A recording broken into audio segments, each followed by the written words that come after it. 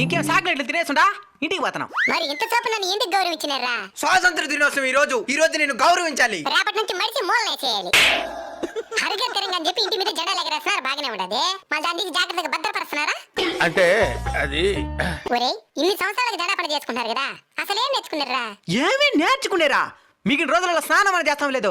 జెండా పండుగ రోజు మాత్రం నీట్గా తలస్నానం చేసుకుని కొత్త బట్టలు వేసుకుని గుండెలపైన జెండా గుట్టుకొని జాతీయ జెండా ఎగరేసి జై హింద్ అంటాం.